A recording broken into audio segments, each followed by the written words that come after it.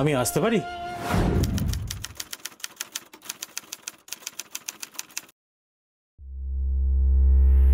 এসেই যখন পড়েছেন চলে আসুন। নমস্কার, আমি তপন রায়, তৃষার দাদা। দাদা দাদা দাদা, তুই শুনেছিস শুভেন্দু মারা গেছে? তোদের আর কোনো দুঃখ থাকবে না, তোর বোন শ্বশুর বাড়িতে আর মার খাবে না, আর মার খাবে না। কাঁদিস না বোন, কাঁদিস না। দেখ তোর দাদা এসে গেছে। এখানে বসতো, বস।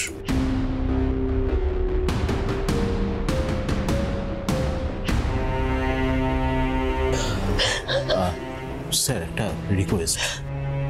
আমার বোন তৃষা মানসিকভাবে খুব ধাক্কা খেয়েছে। আপনারা তো জিজ্ঞাসাবাদ নিশ্চয়ই করবেন, কিন্তু আজকের দিনটা যদি ওকে মানসিকভাবে বিশ্রাম দেন খুব ভালো হয়, প্লিজ স্যার। ঠিক আছে, আপনি যখন বলছেন তখন এক কাজ করুন, ওনাকে আপাতত পাশের ঘরে রেস্ট নিতে বলুন। ততক্ষণ তো আপনার সঙ্গে নিশ্চয়ই কথা বলা যেতে পারে। হ্যাঁ স্যার, নিশ্চয়ই।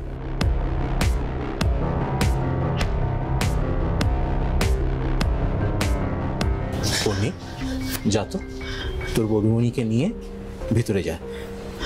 চল।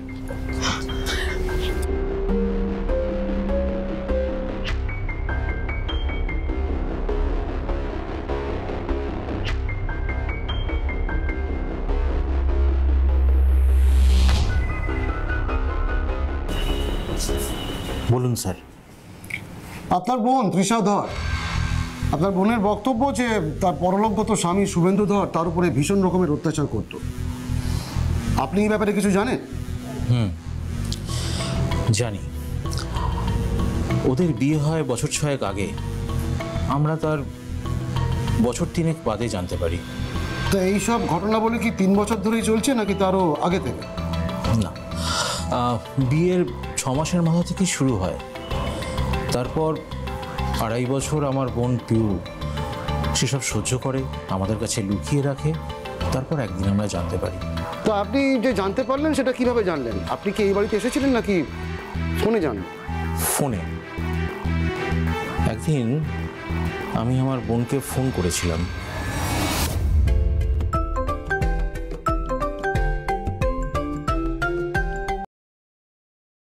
হ্যাঁ দাদা, বল। বাপ রে, কি ব্যাপার রে তোর? হ্যাঁ, তুই তো এই বাড়িতে আসা প্রায় বন্ধই করে দিয়েছিস।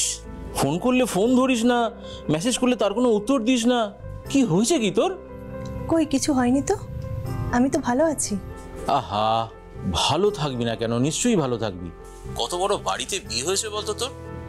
জানিস পিউ, পাড়া প্রতিবেশী আত্মীয় স্বজন যখন বলে না বোনের বিয়ে কত বড় জায়গায় দিয়েছো, তখন বুকটা গর্বে ভরে ওঠে রে। তুই আমার জন্য গর্বিত হোস, এটা শুনে খুব ভালো লাগলো রে দাদা। আমি খুব ভালো আছি, খুব ভালো আছি। আচ্ছা পিউ, তুই তো তোর ভাইপোর জন্মদিন কোনোদিনও ভুলে যাস না, এবার তুই ভুলে গেলি কি করে? এ বাবা, ভুলবো কেন? পাপাইয়ের জন্মদিন তো 19শে মার্চ, আমার মনে আছে। 19শে মার্চ। আজকে কত তারিখ? কত তারিখ? আজ 22শে মার্চ। দেখেছিস, 3 দিন হয়ে গেছে পাপাইয়ের জন্মদিন চলে গেছে, অথচ তুই ভুলে গেছিস। ছেলেটা সারাদিন ধরে বসেছিল জানিস তোর একটা ফোনের অপেক্ষায়, কিন্তু তুই ফোন করলি না। এখন বাবুর পিপির ওপর অভিমান হয়েছে। পাপাইকে বলিস ওর পিপি কান ধরছে, ওকে অভিমান করতে বারণ করিস।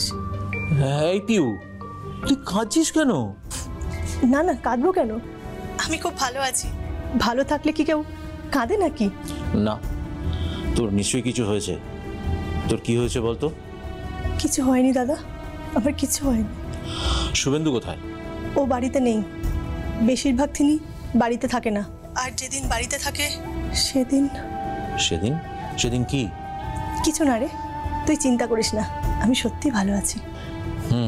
আচ্ছা শোন, আজ বিকালে আমি তোর বাড়ি যাব, সামনাসামনি কথা হবে, ঠিক আছে?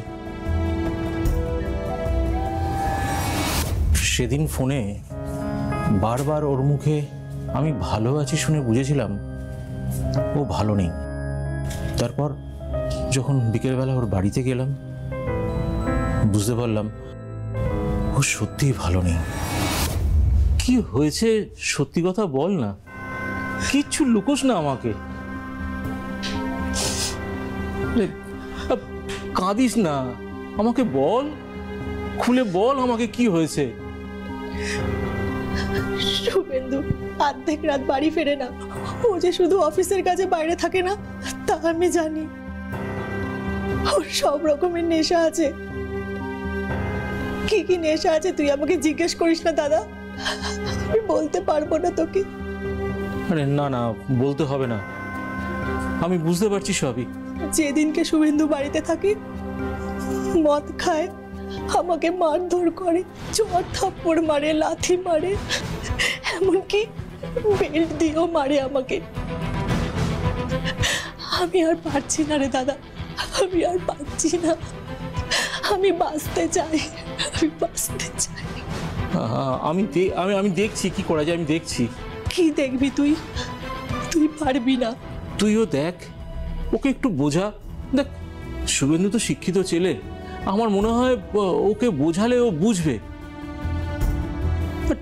তুই একটু মিলে ঝুলিয়ে থাকার চেষ্টা কর, আমার মনে হয় দেখ সব ঠিক হয়ে যাবে। জানি। কি জানিস? জানি একদিন সব ঠিক হয়ে যাবে। চা খাবি তো? না না, তুই চা করতে হবে না, তুই বস। না না, বোনের বাড়িতে এসেছিস, দাঁড়া আমি চা করে আনি।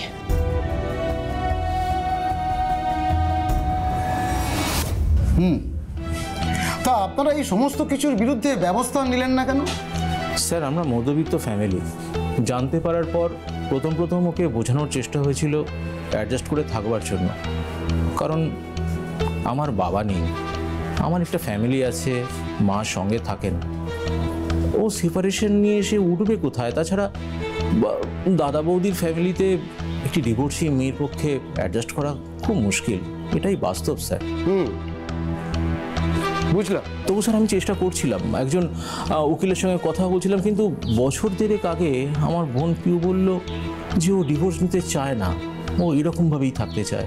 কেন কেন আপনার বোনের এরকম হঠাৎ করে মত পরিবর্তনের কারণটা কি ছিল?